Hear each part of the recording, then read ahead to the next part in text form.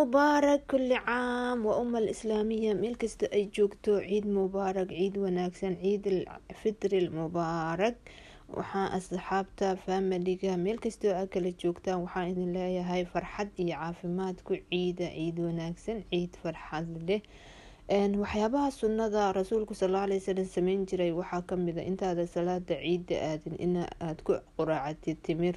aad 1 xabo 3 xabo 5 xabo 7 xabo 9 xabo tiro isdheer ka cuntid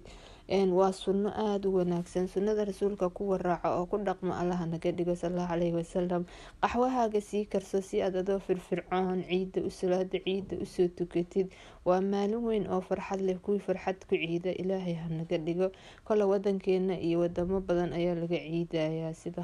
Qatar oo kaleeto Imaaraadka Sacuudiga wadamo badanna waa laga sooman yahay maanta laakiin kuwi ummada islaamka meel kasta ay joogto Ilaahayga raxmaanka farxad iyo caafimaad kuwi ku ciida isjeclaada islaamkana Ilaahay ha quweeyo ha naga dhigo marka qaxwahaaga soo qaado waxa kala soo qaadataa waxyaabaha fiican oo guriga udgoonkaaga dhigayo waxaa kamid ah oo dadka ay ku madadaashaan inta aad sii diyaar garoobaysid ciyaalka u sii samee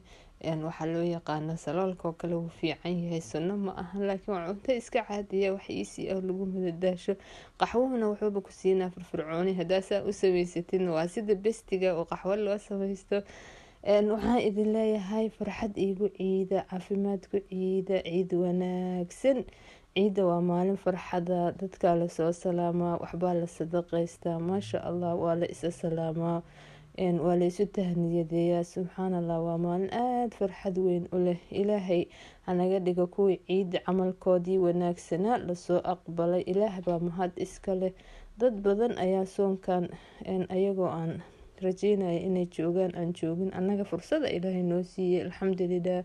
Ilaahay baa nabad noogu dhameeyay kuwii ciidana farxad iyo caafimaad ku ciida Ilaahayga raxmaanka ha naga dhigo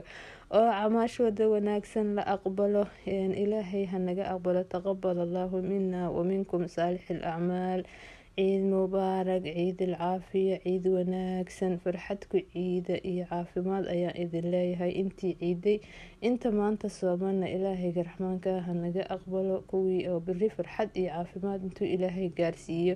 ku ciida ha naga dhigo waxaan jeclaystay inaan idin dhaho ciid wanaagsan ciid mubaarak asxaabta qaaliga meel kasta aad kala joogtaan waxaan idin rajeynaa farxad caafimaad assalaamu calaykum waraxmatullaahi wabarakaatu kulli caam وأنتم بخير الإسلامية بخير.